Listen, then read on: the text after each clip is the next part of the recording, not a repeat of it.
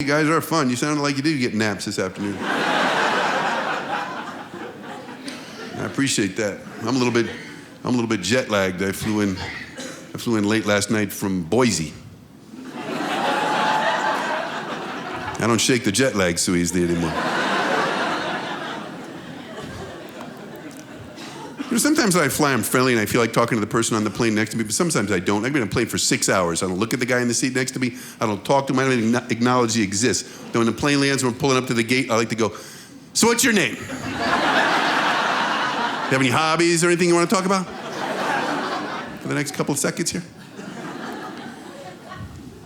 My flight from Boise was delayed for 2 hours. That's what you want, right? A 2-hour delay on a 1-hour flight.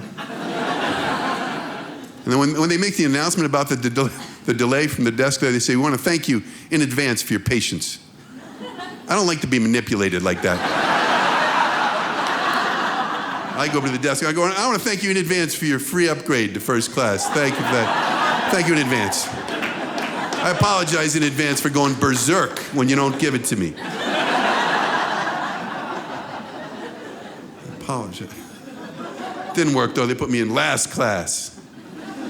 That's what I call it. They don't call it that. They call it coach or assistant coach or equipment manager or something. Who designed those seats we have to sit in back there? 3 seats with only 4 armrests? Really, they think the average number of arms on a human being is 1.333 ...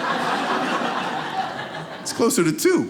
It's more like 1.999, isn't it? I've seen more one-armed people than I have 3-armed people. The lady on the plane the other day had a profound fear of flying, was sweating and nervous, and I wanted to comfort her. I wanted to make her feel better. So I said, "Don't worry, this plane's not going to crash." I said, "Statistics prove you got a better chance of being eaten by a shark." Then I showed her the scar on my elbow from a shark attack. Yeah, I said, "I got this when my plane went down off Florida."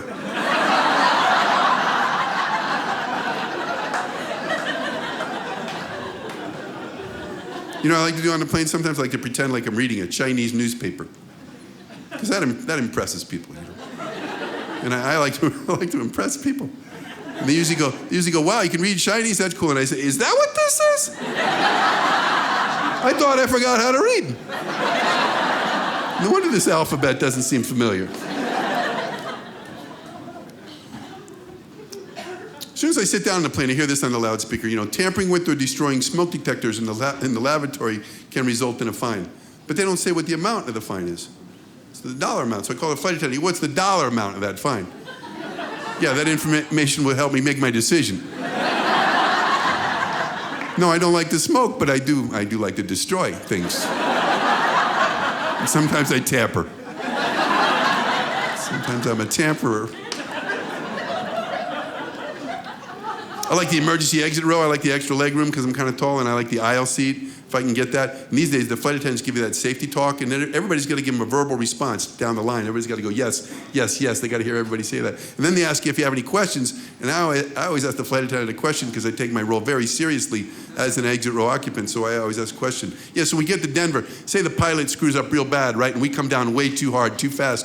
We hit the runway, and the landing gear just snaps, right? The wheel just snaps off, and the plane is just sliding down the runway, and there's sparks and flames and smoke, and it's pandemonium, and people are screaming, and it's chaos. And the plane starts to do like a cartwheel up in the air, right? And then it breaks into 2 parts. The part of the plane we're in comes to rest like over in the weeds, I guess. And I look at that guy there in the window seat, that guy, yeah, he's dead. Yeah, but he's not only dead, he's in the way. What do I do with his dead body? What do I do with his dead body? What's the proper procedure? Do I eject it out the exit? Or do I just leave his body there to be trampled? What's the proper procedure?